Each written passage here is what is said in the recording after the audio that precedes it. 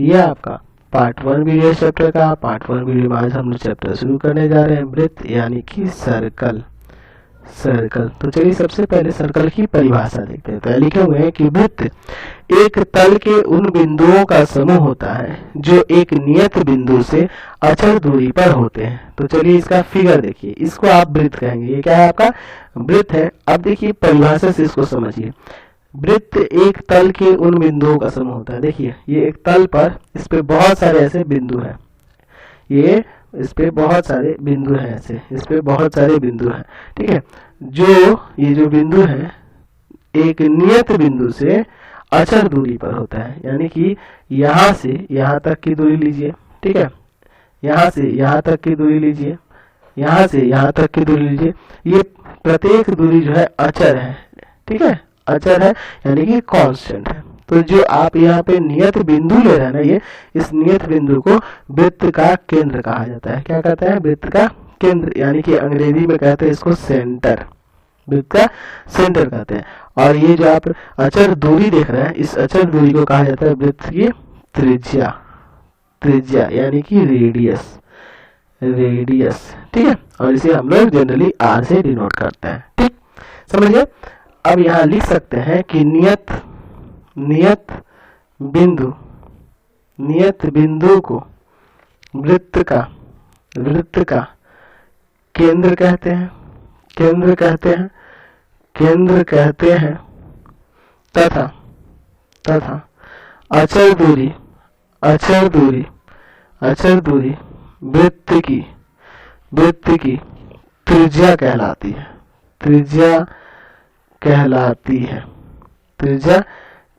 है, ठीक है। तो यहाँ तक आप पहले भी पढ़े हुए हैं, क्लास 9 में भी ये सब पढ़े हुए हैं, लेकिन हम लोग दोबारा एक बार रिवाइज कर लेंगे ना, तो चैप्टर बनाने में आसानी होगी। अब हम लोग इससे संबंधित कुछ और भी परिभाषाएं हैं, उसको समझते हैं। चलिए अब हम लोग बात करेंगे परिधि यानी कि सरकमफ्रेंस के बारे में। वृत्त की परिधि या सरकमफ्रेंस क्या होता है उसके बारे में। चलिए यहाँ देखिए, ये जो आप देख रहे हैं ये आपका क्या है? ये आकृति आपकी वृत्त कहलाती है, ठीक है। और वृत्त के चारों ओर के वक्र की जो लंबाई होती है वही परिधि कहलाती है। कि चारों ओर का जो वक्र है ना, ये इसको क्या कहते हैं? परिधि कहते हैं। इसको हम लोग क्या कहते हैं? परिधि के नाम से जानते हैं, अंग्रेजी में सरकमफ्रेंस कहते हैं, ठीक है। तो ये जो गोल वाला ये जो भाग रहता है चारों ओर से, इसकी जो लंबाई होगी वो परिधि कहलाती है। तो आप तो पहले पढ़े हुए फॉर्मूला ना कि वृत्त की परिधि क्या होती है? 2 पाई r। और यहाँ r क्या है? तो जहाँ r क्या होता है? त्रिज्या होता है। r क्या होता है? त्रिज्या होता है। तो त्रिज्या किसे कहते हैं? तो वृत्त के केंद्र से, है ना, और वृत्त पर स्थित किसी भी बिंदु की दूरी जो होती है यही ना आपकी त्रिज्या होती है। अभी आप देखे थे ना, यही त्रिज्या होती है, r होती है, समझ गए। चलिए अगला देखते हैं। अच्छा अब हम बात करते हैं चाप के बारे में। चाप यानी कि आर्क क्या होता है? तो वृत्त की परिधि का कोई भी भाग जो होगा ना आपका चाप कहलाएगा। जैसे मान लीजिए इस पे एक बिंदु यहाँ ए लिए, यहाँ एक बिंदु बी लिए, ठीक है। तो ये जो है आपका चाप हुआ, और ये भी आपका चाप हुआ, क्योंकि ये वृत्त का है ना, वृत्त की परिधि का ही ना एक हिस्सा है, तो ये आपका चाप हो जाएगा। तो इसको कैसे लिखेंगे? चाप ए बी, इस तरह से लिखेंगे, या ए बी के ऊपर एक वक्र जैसे बना देंगे, तो ये भी चाप ए बी को ही दर्शाएगा, समझ गए। तो इसमें दो तरह के चाप है, एक छोटा वाला चाप है और एक बड़ा वाला चाप है। छोटे चाप को हम कहते हैं लघु चाप ए बी। अगर लघु चाप ए बी लिखे तो इसकी बात हो रही है, ठीक है। अगर यहाँ लिख दिए दीर्घ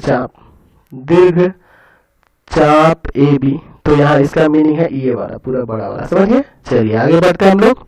तो जीवा क्या होता है? अगला टॉपिक देखते हैं जीवा यानी कि कोड क्या होता है? तो यहाँ लिखे हैं परिभाषा में कि एक रेखाखंड जो वृत्त पर स्थित किन्हीं दो बिंदुओं को मिलाने पर बनता है। जैसे मान लीजिए ये आपका एक वृत्त हो गया, ठीक है, ये आपका वृत्त हो गया, और यहाँ परिभाषा में क्या लिखे हैं कि एक रेखाखंड जो वृत्त पर किन्हीं दो बिंदुओं को मिलाने से बनता है। मान लीजिए हम लोग वृत्त पर दो बिंदु मान लिया, एक यहाँ है और एक यहाँ है, और इन दोनों को हम लोग ऐसे मिला दिए, तो ये मिलाने पर ये जो बना है ना, ये आपका क्या कहलाता है? ये जो रेखाखंड होगा यही क्या कहलाता है? आपका जीवा कहलाता है। ये आपका क्या है? जीवा है। अंग्रेजी में इसको कोड कहते हैं, CHORD, कोड कहते हैं, समझिए। तो ऐसे अगर हम लोग बात करें तो ऐसे देखिए, ऐसे बहुत सारी हो सकते हैं। देखिए एक ये हो गई, और मान लीजिए कोई दो बिंदु यहाँ पे ले लिए, तो यहाँ से भी आप आसानी से जीवा खींच सकते हैं, ये भी आपकी जीवा हो जाएगी। मतलब ऐसे हम लोग वृत्त में कितनी जीवाएं खींच सकते हैं, बहुत सारी खींच सकते हैं ना, ऐसे समझ गए ना। ठीक है, अब देखिए, अब बात करते हैं, यहाँ आगे हम लिखे हैं कि एक जीवा वृत्त को दो वृत्त खंडों में विभाजित करती है। कैसे वृत्त खंडों में विभाजित करती है? दो वृत्त खंडों में। तो समझिए इसको, जैसे मान लीजिए ये वृत्त हुआ और इसमें हम एक जीवा खींचे, एक ऐसे, ये जीवा ही ना है, ये जीवा है क्योंकि ये वृत्त पर दो बिंदुओं को मिलाने से बनी हुई रेखाखंड है, तो ये आपकी जीवा है।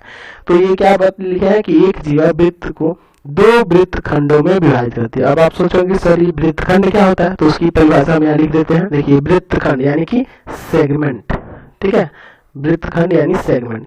तो एक क्षेत्र जो वृत्त की एक जीवा और एक चाप से घिरा हो। देखिए वृत्त की एक ये जीवा है और चाप से ये घिरा हुआ क्षेत्र है ना, तो ये आपका क्या कहलाएगा? वृत्त खंड कहलाएगा।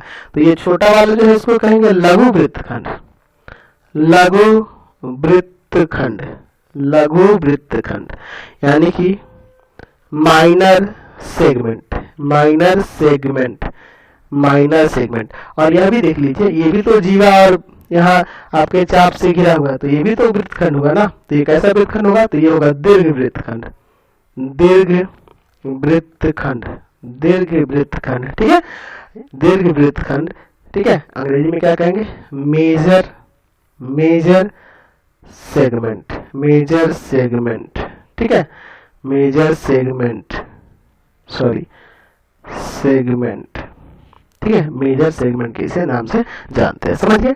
अब देखिए, अब थोड़ा हम लोग बात करेंगे जीवा के कुछ गुण के बारे में। तो जीवा के गुण क्या क्या हो सकते हैं? तो आपने देखा कि जीवा कैसे की जाता है, तो वृत्त पर दो बिंदु अगर स्थित हो और उन दोनों को मिला दिए तो आपका जीवा होती है। तो आप यहाँ पे लिख सकते हैं पहले पॉइंट में कि एक वृत्त में, एक वृत्त में अनगिनत, अनगिनत, अनगिनत, अनगिनत जीवाएं, अनगिनत जीवाएं, अनगिनत जीवाएं खींची जा सकती हैं, खींची जा सकती हैं, जा सकती हैं।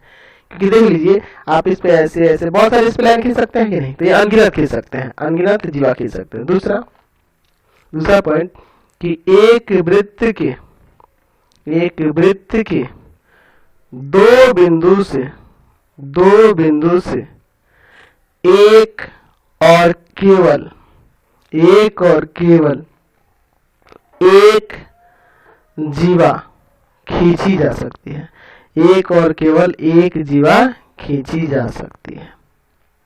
यदि अगर वृत्त पर दो ही बिंदु दिए गए हो तो वहां से सिर्फ एक ही जीवा आप खींच सकते हैं। और ये भी ध्यान रखेंगे आगे कि वृत्त की जो सबसे लंबी जीवा होती है ना, उसको वृत्त का व्यास कहते हैं। वृत्त की जो सबसे लंबी जीवा होती है वो क्या कहलाती है? वृत्त का व्यास कहते हैं। अभी उसकी परिभाषा को समझाते हैं। चलिए हम लोग व्यास को ही देखते हैं इसके बाद। चलिए, तो यहाँ लिखे हुए हैं व्यास यानी कि डायमीटर। डायमीटर क्या होता है? तो देखिए सबसे पहले एक काम करते हैं, एक वृत्त खींच लेते हैं। अब समझिए इसमें डायमीटर यानी कि व्यास क्या होता है। तो लिखे हुए हैं कि एक रेखाखंड जिसके अंत बिंदु, देखिए रेखाखंड के अंत बिंदु मतलब एक इधर वाला और एक इधर वाला, अंत बिंदु इसको कहते हैं। अंत बिंदु वृत्त पर स्थित हो, यानी कि एक ऐसा रेखाखंड जिसका अंत बिंदु इस वृत्त पर स्थित हो। तो अब आप सोचोगे कि सर आपने बोला जब अंत बिंदु वृत्त पर स्थित है ना, तो ये आपका जीवा का भी होता था। आगे देखिए, आगे इसमें देखिए जो केंद्र से गुजरता है, ठीक है, मतलब कि अंत बिंदु तो वृत्त पर स्थित होगा और जो केंद्र से गुजरेगा यानी कि सेंटर से, यहाँ पे अगर केंद्र है तो यहीं से होकर जाएगा यानी कि इस तरह से जाएगा, समझे। तो ये आपका क्या कहलाएगा? व्यास कहलाएगा, ठीक है, ये आपका व्यास कहलाएगा यानी कि डायमीटर कहलाएगा। डायमीटर के नाम से इसको जाना जाता है, समझ गए। अब आप सोच रहे हैं कि सर इसमें फर्क क्या है?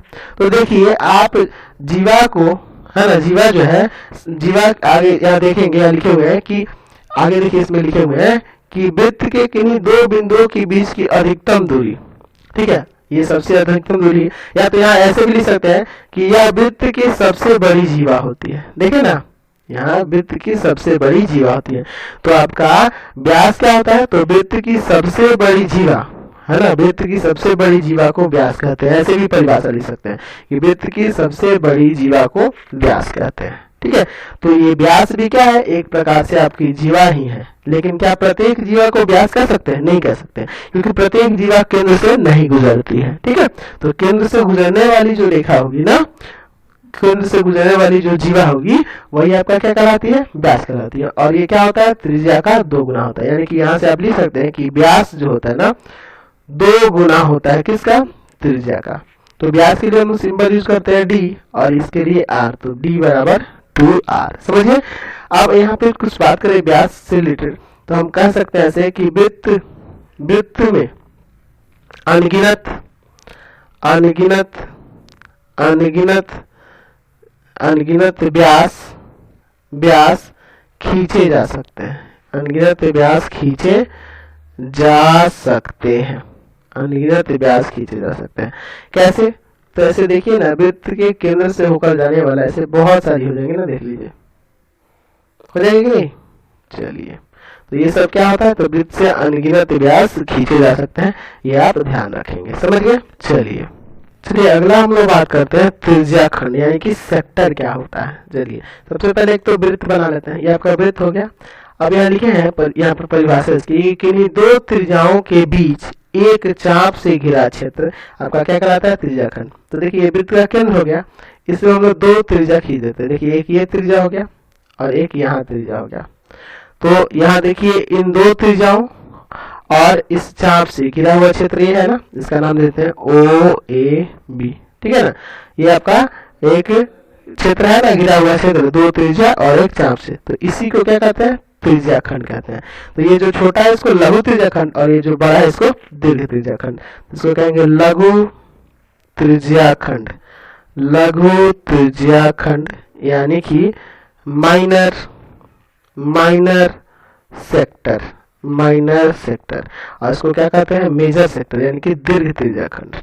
दीर्घ त्रिज्या खंड। दीर्घ त्रिज्या खंड यानी अंग्रेजी में कहेंगे इसको मेजर सेक्टर। मेजर सेक्टर के नाम से इसे जाना जाता है। समझ गए? चलिए आगे बढ़ते हैं।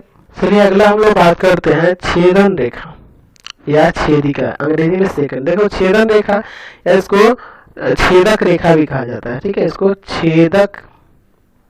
छेदक रेखा भी कहते हैं। ठीक है, छेदक रेखा भी कहते हैं। अब ये होता क्या है? सेकंड होता क्या है? इसको समझते हैं। यहाँ परिभाषा में आपके लिखे हुए हैं कि वृत्त को 2 बिंदुओं पर प्रतिच्छेद करने वाली रेखा, यानी कि जैसे ये। ठीक है, तो ये क्या कहलाएगी? यही आपका छेदक रेखा कहलाता है, छेदन रेखा कहलाता है। क्या कहलाता है इसको? छेदक रेखा के नाम से जाना जाता है। तो 2 बिंदुओं पर अगर प्रतिच्छेद करने वाली जो भी रेखा होगी वृत्त को, उसको छेदक रेखा। तो आप क्या लिख सकते हैं कि वृत्त में या वृत्त से अनगिनत छेदक रेखाएं गुजर सकती हैं, है ना। ऐसे आप बहुत सारी अनगिनत में गुजर सकते हैं। ऐसे जाएगा, ऐसे जाएगा, ऐसे जाएगा, ऐसे जाएगा, ऐसे बहुत सारी छेदक रेखाएं हो सकती हैं। ठीक है, चलिए तो ये आपको क्लियर हो गया। अच्छा, वृत्त के, ये तो पहला पॉइंट हुआ, ऐसे दूसरा पॉइंट भी हो सकता है। वृत्त के किन्हीं 2 बिंदुओं से एक और केवल एक छेदक रेखा गुजर सकती है। ठीक है, एक ही वो गुजरेगी। 2 बिंदु दिया होगा, कहने का मतलब कि जैसे ये आपका वृत्त हो गया। अब इस वृत्त पर 2 बिंदु दे दिया।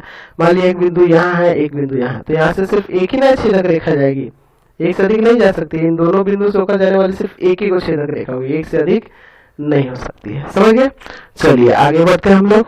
चलिए अगला हम लोग बात करेंगे स्पर्शी या स्पर्श रेखा, यानी कि टेंजेंट के बारे में। तो टेंजेंट क्या होता है? तो सबसे पहले तो एक यहाँ वृत्त बना लेते हैं। ठीक है, अब चलिए टेंजेंट को यहाँ से समझते हैं। तो लिखे हैं कि वृत्त के समतलीय सीधी रेखा, ठीक है, वृत्त के समतलीय सीधी रेखा जो एक बिंदु पर वृत्त को स्पर्श करती है। मतलब कि इसी समतल पर ही एक ऐसी रेखा जो वृत्त को एक बिंदु पर स्पर्श करती है, ठीक है, एक बिंदु पर स्पर्श करती है, टच करती है, जैसे ये, ठीक है, तो ये क्या कहलाएगी, स्पर्श रेखा कहलाएगी। इसे किस नाम से जानेंगे, स्पर्श रेखा, ठीक है।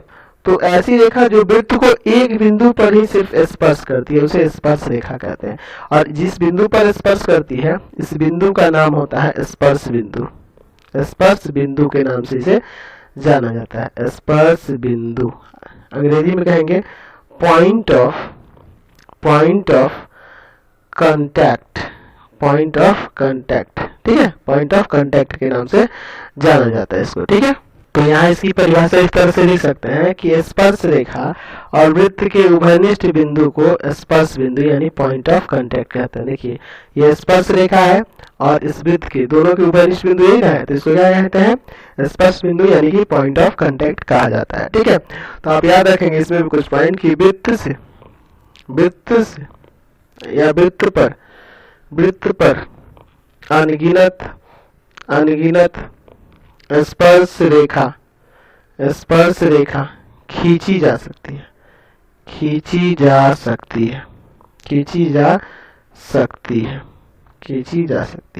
ठीक है। यानी कि देखिए अब ऐसे आप देखें तो यहाँ से भी एक स्पर्श रेखा गुजर सकती है, ऐसे भी एक स्पर्श रेखा गुजर सकती है, ठीक है, ऐसे भी एक स्पर्श रेखा गुजर सकती है, तो ऐसे अनगिनत खींची जा सकती है। लेकिन यहाँ अगर दूसरा पॉइंट की बात करें तो वृत्त के या वृत्त पर स्थित एक बिंदु से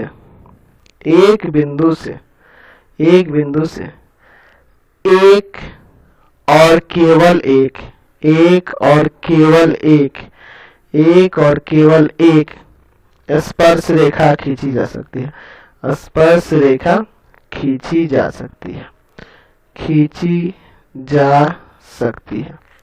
सिर्फ एक ही रेखा खींची जा सकती है, एक से अधिक नहीं होगा। अब कैसे, जैसे समझिए, मान लीजिए यहाँ पे हम एक वृत्त बना लेते हैं और हम यहाँ स्पर्श रेखा खींच रहे हैं, तो स्पर्श रेखा मान लीजिए हमें एक बिंदु हमारे पास ये दिया है, अब इस बिंदु से स्पर्श रेखा खींचना चाहें तो देखिए सिर्फ एक ही स्पर्श रेखा ऐसे ये जा सकती है, और एक से अधिक ले जाने की कोशिश भी करेंगे तो ये आपका छेदक रेखा बन जाएगा, ठीक है। ये कहाँ है स्पर्श रेखा, स्पर्श रेखा तो नहीं ना है, तो यहाँ से आपको क्या पता चला कि वृत्त पर स्थित अगर एक बिंदु है तो उससे केवल एक ही स्पर्श रेखा खींची जा सकती है, लेकिन वृत्त पर अनगिनत स्पर्श रेखा खींची जा सकती है, क्योंकि वृत्त पर क्या होते हैं, अनगिनत बिंदु होते हैं, इसलिए अनगिनत स्पर्श रेखा खींच सकते हैं उससे, समझिए। चलिए अब हम लोग एक्सरसाइज में चलेंगे, उससे पहले हम लोग प्रमेय देखते हैं 10.1। देखिए क्या कह रहा है कि वृत्त के किसी बिंदु पर स्पर्श रेखा स्पर्श बिंदु से जाने वाली त्रिज्या पर लंब होती है। चलिए इसको समझते हैं थोड़ा। देखिए सबसे पहले एक तो वृत्त खींच लिए, अब यहाँ से समझिए क्या लिखा हुआ है, फिर आपको मीनिंग इसका समझना होगा। वृत्त के किसी बिंदु पर, मान लीजिए वृत्त पर एक बिंदु हम ले लेते हैं यहाँ पे, ठीक है, एक वृत्त का बिंदु ले लिए। अब वृत्त के बिंदु पर जो स्पर्श रेखा है, ठीक है, स्पर्श रेखा है, इस पे एक स्पर्श रेखा ऐसे जाएगी, क्लियर है, समझ रहे ना, स्पर्श रेखा ऐसे जाएगी, इसमें छू रहा है तो ये आपकी स्पर्श रेखा हो गई। अच्छा इस स्पर्श रेखा का नाम कुछ दे देते हैं, चलिए इसका नाम मान लेते हैं ए बी, ठीक है, ए बी। अब क्या कह रहा है कि स्पर्श रेखा स्पर्श बिंदु से, तो स्पर्श बिंदु ये है, स्पर्श बिंदु का नाम देते हैं पी, स्पर्श बिंदु से जाने वाली त्रिज्या, अच्छा स्पर्श बिंदु से जाने वाली त्रिज्या यानी त्रिज्या यहाँ केंद्र को मिलेगी, केंद्र ओ मान लीजिए, तो स्पर्श बिंदु से जाने वाली त्रिज्या ये ओपी होगी ना। चलिए तो ये स्पर्श बिंदु से जाने वाली त्रिज्या पर लंब होती है, यानी ये दिखाना है कि ओपी लंब है ए बी पर, यहाँ आपको ओपी ए बी पर लंब साबित करके दिखाना है। तो चलिए पहले लिखते हैं क्या दिया हुआ है और क्या साबित करना है। दिया है ओ वृत्त का केंद्र है, ओ वृत्त का केंद्र है। अच्छा ए बी एक स्पर्श रेखा है जो वृत्त को बिंदु P पर स्पर्श करती है। कहने का मतलब कि P जो है आपका स्पर्श बिंदु है, ठीक है। तो सिद्ध करना है, क्या सिद्ध करना है इसमें, तो सिद्ध करना है कि ये जो OP है ना, OP लंब है AB पर, ठीक है। तो यही आपके क्वेश्चन में देगा, आपको ये सब लिखना होता है खुद से। देख लीजिए फिर से कि वृत्त के किसी बिंदु यानी यहाँ P पर स्पर्श रेखा, ये स्पर्श रेखा ए भी गई है, स्पर्श बिंदु से जाने वाली त्रिज्या, तो स्पर्श बिंदु से जाने वाली त्रिज्या ये ओपी है, क्या होती है, पर लंब होती है, यानी कि स्पर्श रेखा पर ये लंब है, ये आपको साबित करके दिखाना है। देखिए इसमें एक रचना करना होगा, रचना, ठीक है। हम लेते हैं कि Q एक बिंदु लिए जो स्पर्श रेखा AB पर स्थित है, AB पर स्थित है। चलिए हम लोग इस पे Q बिंदु ले रहे हैं, मान लीजिए यहाँ ये बिंदु Q ले लिए, ठीक है, ये Q बिंदु ले लिए और हम लोग क्या करते हैं, यहाँ से OQ को मिला देते हैं। तो ये भी रचना में लिखना होगा, OQ को मिलाया, तो ये आपका डॉटेड होना चाहिए ना, ये रचना है तो आपका। चलिए इसको डॉटेड कीजिए, तो लिख देंगे रचना में ही कि O तथा Q को मिलाया, O तथा Q को मिलाया, ठीक है। चलिए अब इसके बाद प्रमाण देखते हैं, इसका प्रमाण देखते हैं। अच्छा, यहाँ देख रहे हैं कि O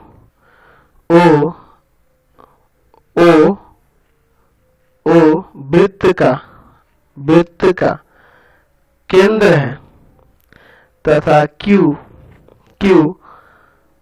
बाह्य बिंदु है, बाहर का बिंदु है, बाह्य बिंदु है।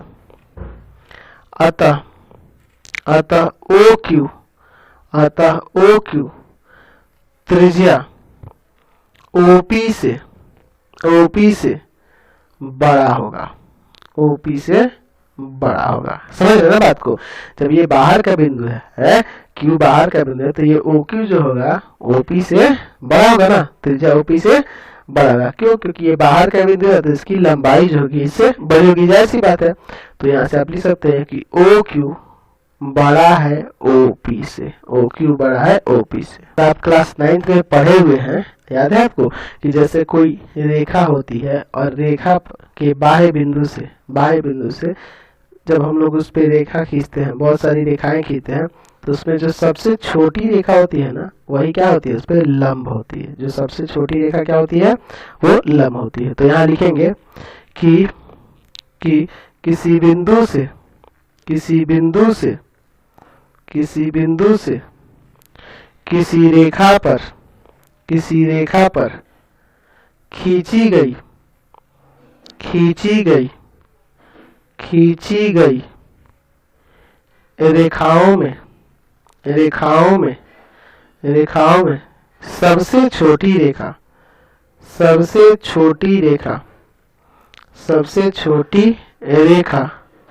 लंब होती है, सबसे छोटी रेखा लंब होती है।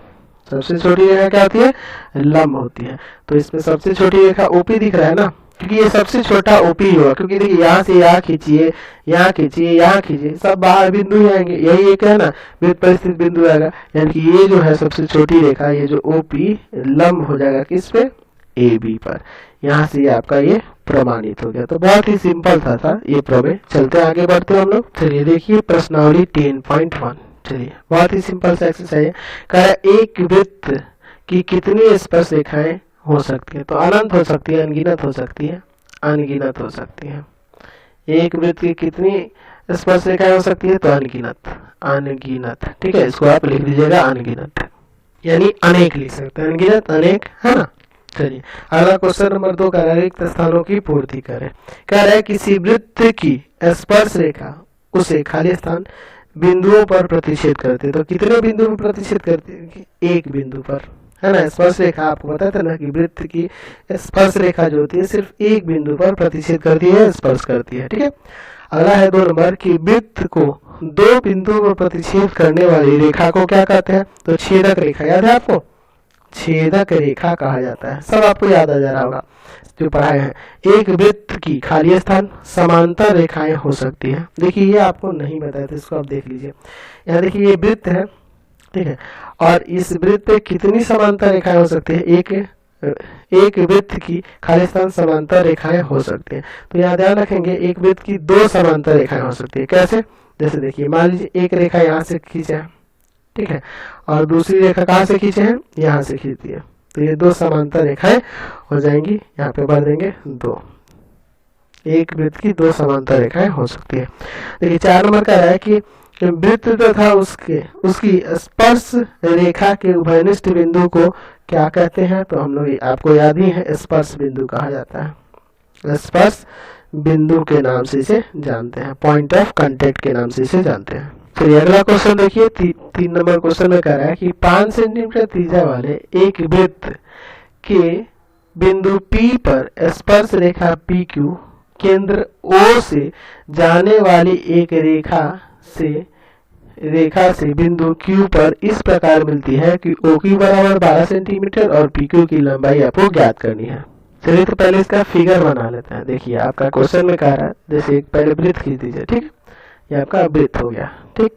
अब क्या कह रहा है, 5 सेंटीमीटर त्रिज्या वाले एक वृत्त के बिंदु P पर, देखिए इसका त्रिज्या मान लेते हैं 5 सेंटीमीटर और इसकी त्रिज्या पहले खींच देते हैं, ठीक है, ये आपकी त्रिज्या हो गई। चलिए अब ये त्रिज्या हो गई, तो इस त्रिज्या यहाँ पे क्या कर रहा है कि बिंदु P से, तो ये बिंदु P हो गया, ठीक है, और ये त्रिज्या हो गई 5 सेंटीमीटर। एक स्पर्श रेखा है PQ, एक स्पर्श रेखा है PQ, तो चलिए इस पे एक स्पर्श रेखा खींच देते हैं।